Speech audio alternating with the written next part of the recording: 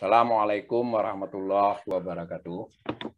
Ibu, Bapak, saudara-saudara yang saya hormati, kita lanjutkan kuliah tentang pertumbuhan ekonomi ini dalam subtopik PDB harga konstan. Dalam subtopik inilah nanti kita memiliki pengetahuan, insya Allah, tentang apa yang disebut dengan pertumbuhan ekonomi. Nah, semua uraian kita terdahulu tadi pada umumnya adalah membahas tentang, jadi di 3 sesi itu produk domestik bruto menurut harga berlaku atau harga pasar, atau kalau dalam bahasa Inggris current prices, atau current saja kalau Anda masuk ke webnya World Bank atau IMF. Nah, sesuai namanya PDB harga berlaku berarti adalah output barang dan jasa, output atau barang dan jasa. Dan jangan lupa ya, saya selalu ingatkan, yang dijumlahkan itu adalah hanya barang dan jasa akhir. Bukan yang masih dipakai tidak ikut dijumlahkan, dijumlahkannya nanti. Bisa juga, dan BPS melakukan itu, yang dihitung BPS pada masing-masing barang itu nilai tambahnya saja. Jadi hasilnya kan sama, kalau menjumlahkan nilai tambah saja nanti ketemu barang dan jasa akhir. Nah, tetapi cara mengukurnya adalah dengan uang, karena tidak bisa menjumlahkan jenis-jenis barang dan jasa begitu saja dikasih nilai moneter atau uang.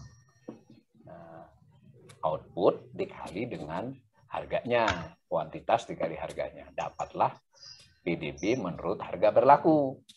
Nah, padahal kita sudah belajar juga bahwa PDB ini adalah upaya untuk menggambarkan bagaimana kinerja sebuah perekonomian. Nah, dalam ukuran yang paling sederhana. Nah, kalau cuma membandingkan PDB harga berlaku, kita tidak bisa sepenuhnya membandingkan produksi real. Ya, umpama, satu perekonomian hanya memproduksi 10 ekor kambing.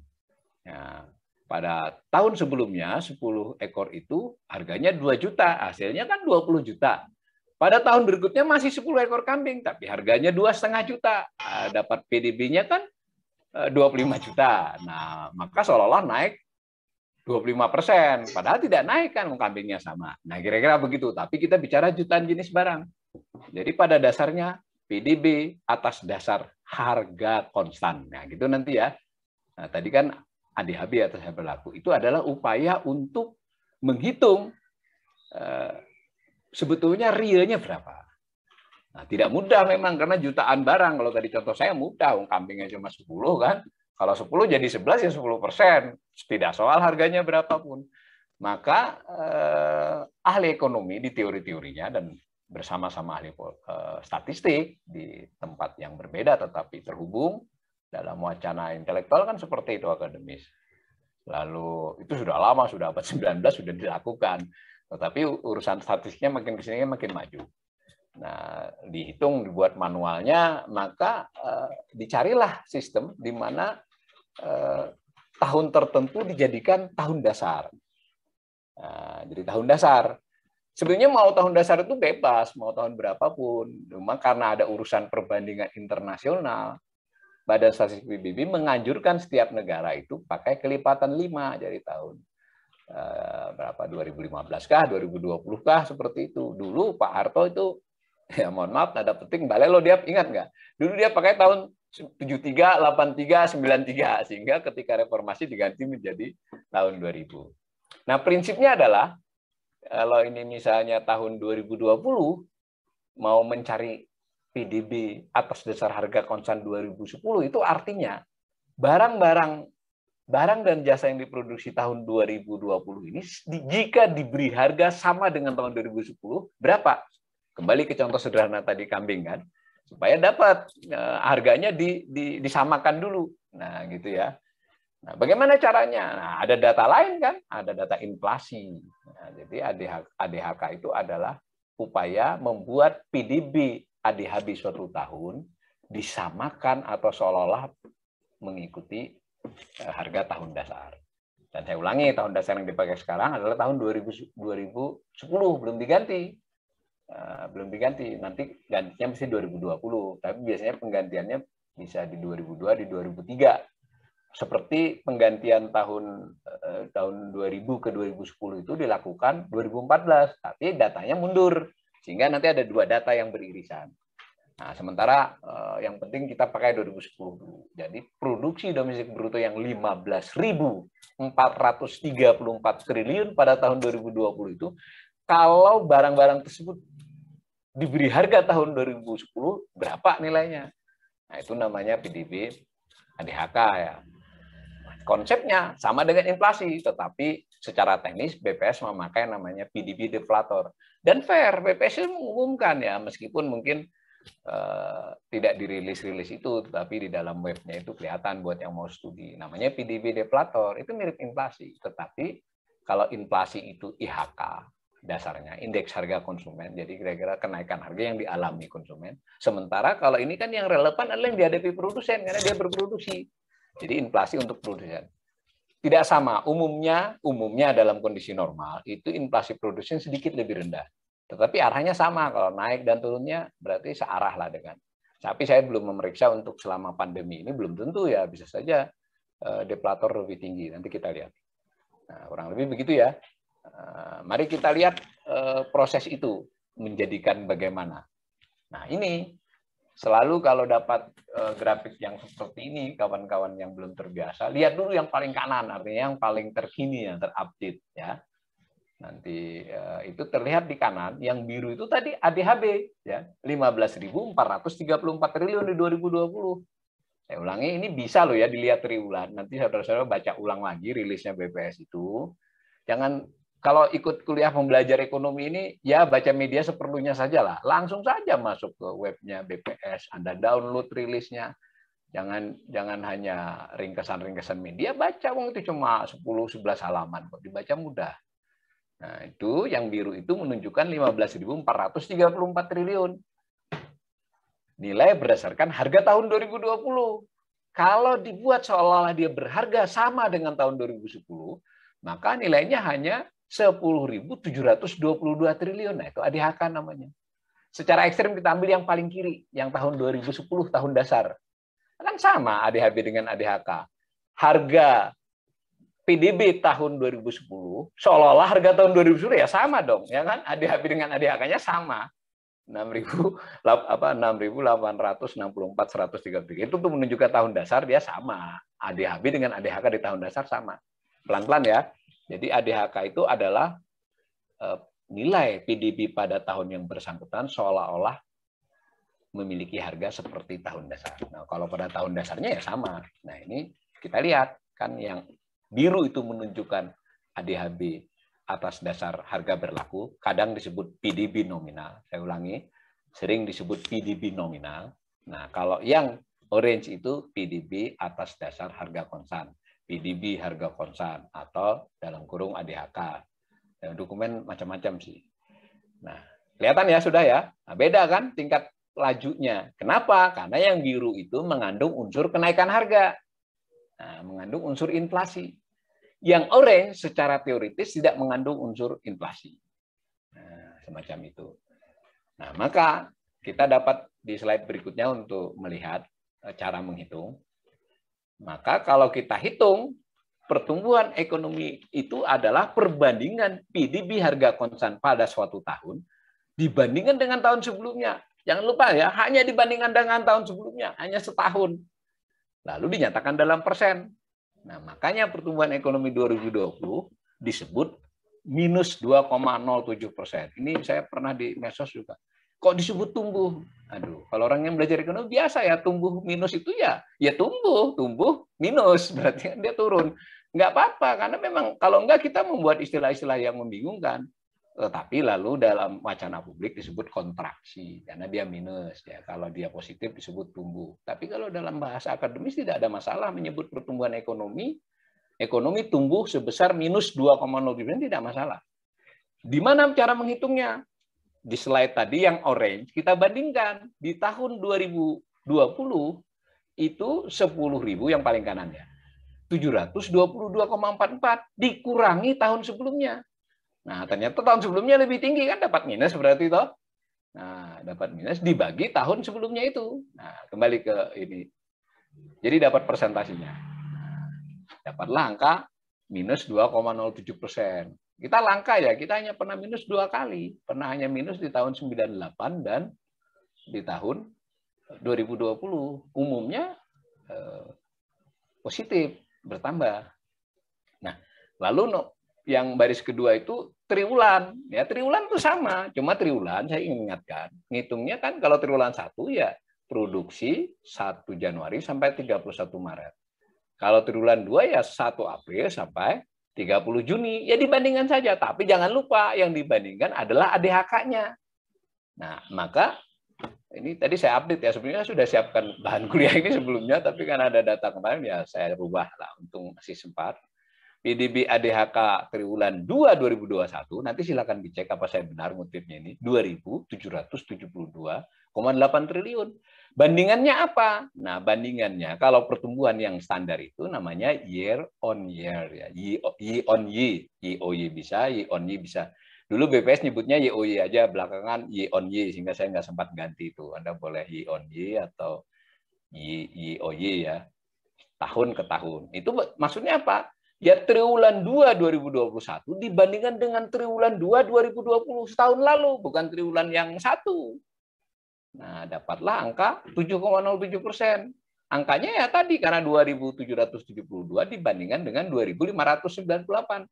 Silakan dihitung aja 2772,8 kurang 2589 dibagi 2589. Ya kayak ngitung angka biasa lah.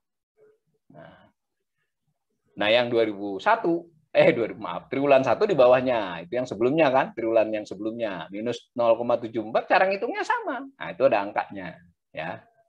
Nah, itu yang triwulan sebelumnya. Lalu bawahnya lagi, nah ini jarang dapat perdebatan kemarin. Makanya di tulisan saya singgung. Sebetulnya kan kita juga bisa menghitung kumulatif. Satu kan sudah 2 triwulan, berarti kita bisa ngitung semester dong. Atau 2 triwulan. Nanti kalau sudah 3 triwulan, kita bisa ngitung 3 triwulan, 9 bulan. Ini baru ada data 6 bulan. Maka bandingnya, kenapa kita bicarakan yang 7,07? Kenapa kurang membicarakan yang 6 bulan ini dibandingkan 6 bulan setahun yang lalu? Bukan 6 bulan sebelumnya ya. Gitu ya. Januari sampai Juni. 1 Januari sampai 30 Juni 2021 dibandingkan 1 Januari sampai 30 Juni tahun 2020, 1 semester. Nah, ternyata angkanya tumbuh cuma 0,8%. Masuk akal ya? Nah, itu angkanya. Silakan dicek sendiri. Tapi BPS tidak menyebut dia, tapi nggak tahu, tidak dapat perhatian media. Nah, maka saya juga bingung. BPS nyebutnya 3,10 ya, pembulatan berarti itu. Sebenarnya kalau dihitung betulan 3,08. Itu ya. Jadi ini kita penting. Nanti kalau sudah triwulan 3 kita juga bisa mengukur 9 bulan. Nah, itu lebih relevan. Kenapa? Karena kita akan bicara PDB itu setahun sebenarnya, bukan triwulan. Nah, bukan triwulan itu untuk membantu kita memahami kinerjanya saja. Nah, mari kita lihat perkembangan dari tahun ke tahun. Nah, itu yang tahunan yang sebelah kiri yang orange. Nah, di sini kita memakai gambar orange itu sudah PDB harga konstan, ya, bukan lagi harga berlaku. Jadi yang biru di slide yang orange di slide atas awal tadi saya pindah ke sini. Lalu dibuat hitungannya. Hitungannya ya batang paling kanan dikurangi sebelah kirinya dibagi dinyatakan dalam persentasi gitu ya. Maka yang 2020 itu minus 2,07%, 2019 5,03% dan seterusnya. Nah, karena 2010 tidak bisa dibandingkan dengan sebelumnya, di grafik ini nggak ada angkanya itu.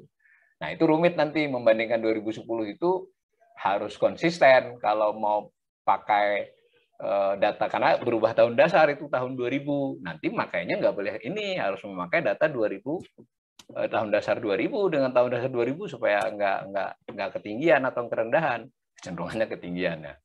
Nah, ini maka kita dapat angka pertumbuhan 2011 sampai 2020. Apa yang terlihat? Ya rata-rata di era belakangan ini memang lintasannya itu 5%. Sebelum pandemi lintasannya 5%. Jadi dari 2015 sampai ke 2019 ya 5, pernah 4,8, 8 bahkan. Maka kalau normal ya kembali ke lintasannya. Nah, kira-kira gitu. Nah, yang triwulan, yang kanan atas. Nah, YOY ya. Jadi YOY itu saya ulangi sekali lagi, year on year. YOY itu bisa Y on Y ya sebenarnya. Itu yang triwulan 2 dibandingkan triwulan 2 sebelumnya. Jadi triwulan 2 2021 yang biru dibandingkan triwulan 2 tahun 2020 dapat angka 7,07. Secara gambar saja kan kelihatan, karena triwulan 2 itu si birunya, si nilainya itu rendah banget kan, kontraksi. Nah, karena cara menghitung pertumbuhan ini adalah berbasis kalau tahun-tahun sebelumnya, kalau triwulan tahun sebelumnya ya ibaratnya itu kalau kamu sudah turun 3 meter, ya kan, maka kamu kembali ke tempat semula naik 3 meter kan gitu loh. Mudah ya. Jadi 7,07 itu bukan berita buruk, karena bagi berita buruk ya kontraksi. Tetapi juga bukanlah berita yang terlalu menggembirakan, karena ya mengkompensasi triwulan dulu yang minus 5,32. Kalau kita summary-kan masih di bawah. Jadi ibaratnya gini, pada tahun 2020 triwulan 2 kita kehilangan kesempatan berproduksi karena pandemi dan pembatasan sosial yang ketat pada waktu itu. Nah, harusnya dia kebiasaannya kan naik di kisaran 5%. Triwulanan pun kebiasaannya 5% tuh sama. Kecuali triwulan 1 udah terpukul, triwulan 2 terpukul. Nah, maka kalau kita mau, kita buat gambar biru seolah-olah tidak ada pandemi. Gitu loh. Kita naikin aja rata-ratanya. Nah, maka 7,07 itu belum kembali seolah-olah tidak sempat terjadi pandemi. Ya butuh waktu, bukan berarti ini buruk banget. Saya ingin mengatakan ini tidak buruk banget, tapi bukan berita baik kalau buat saya sebagai ekonom. Kalau mau normal, seandainya benar-benar pulih triwulan 2 itu 10%. Karena kalau nanti 10%, itu maka nilai biru itu mendekati atau hampir sama dengan seolah-olah tidak ada pandemi. Nah, gitu ya. Nah, yang bawah itu hanya informasi supaya nggak ketukar-tukar nanti media, kadang-kadang nanti kita baca di media ada yang disebut triwulan ke triwulan, quarter to quarter, itu kan berarti triwulan 2 dibandingkan triwulan 1. Nah, itu namanya Q2Q ya, jarang dibahas. Karena ada faktor musiman. Nah, salah satu faktor musiman di sebelum pandemi itu ada kecenderungan triwulan 4 itu lebih rendah daripada triwulan lainnya misalnya. Jadi kita akan berekspektasi triwulan 4 bisa lebih rendah nantinya. Musiman, tapi di pandemi ini memang bisa membuat beberapa hal berubah. Mari kita lihat slide berikut untuk melihatnya dalam tahun yang panjang. Nah, ini mulai nih, saya geser-geser sedikit supaya kita nggak bicara jangka pendek saja. Bagaimana sih pertumbuhan ekonomi Indonesia itu dari tahun 1969? Datanya ada ya, Anda bisa masuk ke situsnya Bank Dunia, dan saya sudah cek, Bank Dunia mengutip BPS, persis sama datanya. Waktu saya buat grafik ini, grafik lama nih saya update, itu saya melihatnya di Bank Dunia. Ternyata BPS sudah mulai ngupdate juga. Dulu BPS tidak menampilkan data tahun 70 ya, sampai tahun berapa. Sekarang ada. Sudah saya cek. Itu kalau kita gambar ya begini. Itu ketikannya salah ya, itu 1998 itu tahun di atas itu. Apa yang kita lihat di gambar ini? Ya, memang di zaman Soeharto itu rata-rata pertumbuhan tinggi ya, 6,77, bahkan pernah 9,88 di tahun 1980. Di gambar itu ya. Tapi juga di era Soeharto itu sudah ada resesi. Tapi definisi resesi itu kalau sekarang kan kita sudah keluar dari resesi karena sudah tidak minus lagi. Ya, itu tergantung cara memandang. Kalau Anda sebetulnya nggak sepenuhnya begitu.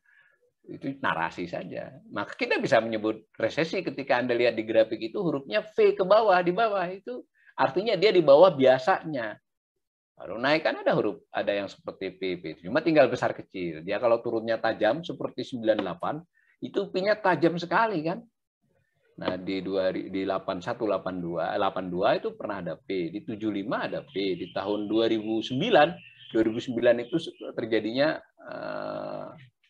3 triwulan ya. Jadi di 2008 akhir 2 triwulan lalu bersambung ke triwulan 1 2009, sehingga di angka tahunnya kelihatannya hanya seperti itu. Kalau di triwulanan kelihatan P juga. Nah, karena di bawah kebiasaannya. Nah, 2020 ini P lagi. Nah, kita berharap P itu artinya setelah dia turun dia rebound. Apakah dia akan rebound? Nah, pemerintah pada waktu apa namanya membuat APBN sudah optimis jadi 5% ya. Tetapi belakangan Ibu Sri Mulyani sudah membuat beberapa revisi turun, tapi tidak resmi, APBN-nya belum berubah.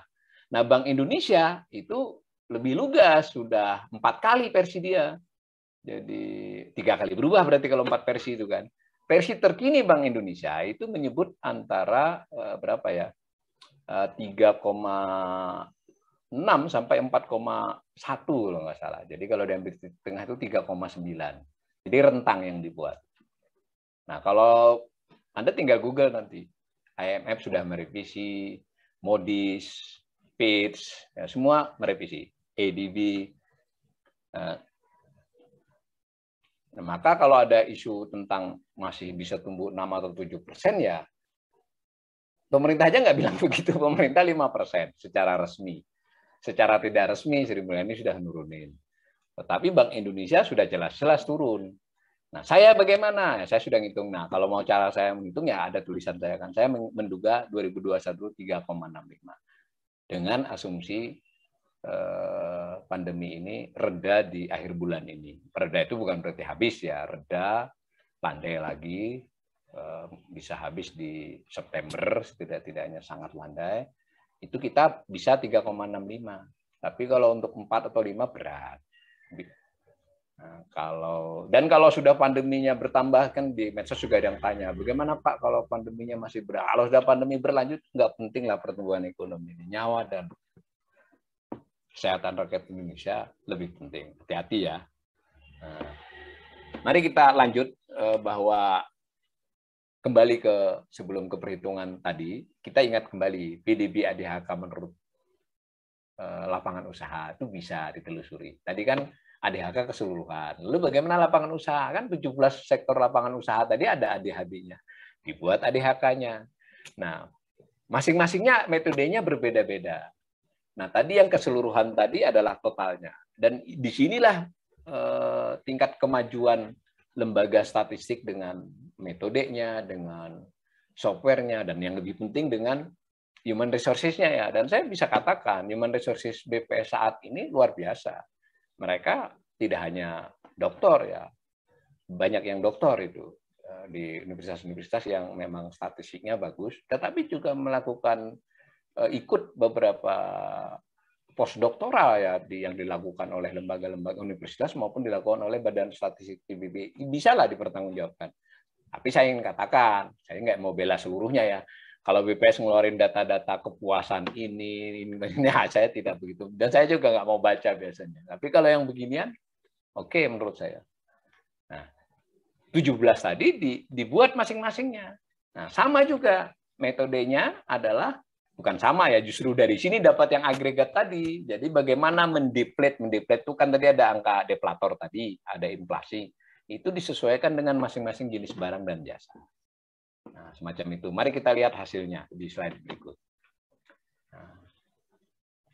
Nah, yang paling bawah dulu kita lihat itu tadi yang keseluruhan PDB. Nah, kita bisa melihat kalau tahun 2019 itu 15.833 harga berlakunya, lalu harga konsennya sebelah kanan. Tadi yang harga konsennya itu 2019 dibandingkan 2020, yang paling bawah itu tadi loh, 10.949 menjadi 10.722. Kontraksi tadi, kontraksi min 2,07. Ya. Kalau harga berlaku ya kita sudah bahas sebelumnya. Nah, maka 17 sektor itu datanya. Nah, jadi meskipun secara keseluruhan itu kontraksi, ada beberapa sektor yang tumbuh. Nah, satu pertanian dan kehutanan. Pertanian, kehutanan, dan perikanan. Ini penting ya. Pertanian, kehutanan, dan perikanan itu oleh BPS dalam beberapa narasi disebut pertanian saja. Kalau dia sebut pertanian maksudnya tiga itu, dan di dalam 3 itu kita kemarin sudah belajar ada berapa? Ada 7 subsektor ya. Jadi satu sektor pertanian dalam arti luas terdiri dari 7 subsektor. Secara keseluruhan itu tumbuh.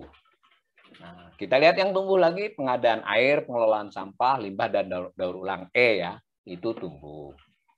Lalu yang tumbuh juga informasi dan komunikasi. Tumbuh itu artinya ya naik. Nah, itu kan contoh 1,71%. Nah, sementara industri pengolahan yang nomor C itu kontraksi min 2,93 dan seterusnya ya. Ini juga harus kita lakukan ketika kita mau melakukan analisis terhadap 7,07 yang jadi geger itu loh. Ya kita lihat rinciannya di 17 sektor itu apa yang naik, apa yang turun, atau kalau semuanya naik, mana yang naiknya signifikan, mana yang naiknya tidak begitu signifikan. Jadi nggak bisa 7 ketinggian, 7 itu ngarang. Di sisi lain 7 itu hebat. Ya nanti dulu, karena yang bilang itu hebat, kita lihat masing-masing komponennya. Hebatnya di mana? Nah, kalau yang bilang itu ketinggian, ngarangnya di mana? Nah, apalagi kalau nanti kita sudah dapat subsektor. Kalau kita tarik bertahun-tahun ke belakang, 10 tahun kek, atau bertribulan-tribulan, maka kita akan melihat apa yang janggal dan tidak janggal. Sejauh yang saya lihat, itu kebanyakan data BPS PDB ini tidak janggal. Nanti ada pengecualiannya. Kan kritik harus dilakukan. Saya agak salah satu yang mengkhawatirkan diskrepansi statistik tadi ya. Nah, itu sektor. Begitu juga dengan pengeluaran, penggunaan. Ya kan? Karena dua sisi tadi. PDB bisa dilihat dari sisi lapangan usaha yang memproduksi atau jenis barang dan jasanya 17 kelompok, 53 subkelompok, subsektor.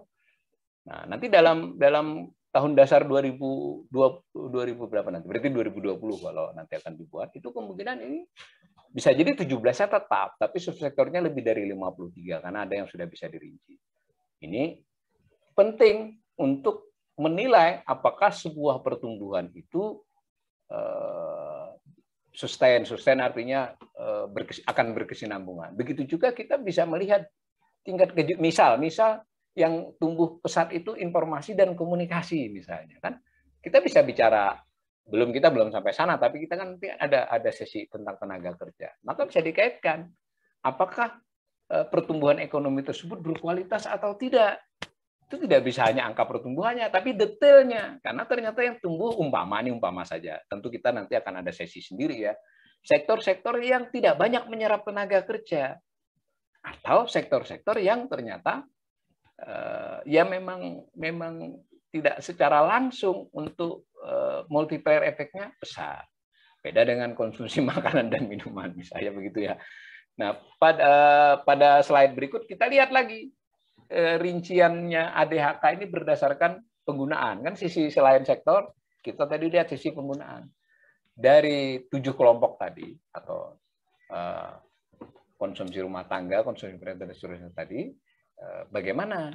Nah, konsumsi rumah tangga itu sebenarnya kan harusnya terdiri dari 12 kelompok. BPS kelihatannya punya data 12 subkelompok itu. Tetapi sejauh ini yang dipublikasikan 7. Nah, itu ada cara menghitungnya sendiri, deflator. Dan kebetulan ada metodenya. Kelompok barang konsumsi rumah tangga ini ada metode untuk menghitung inflasinya.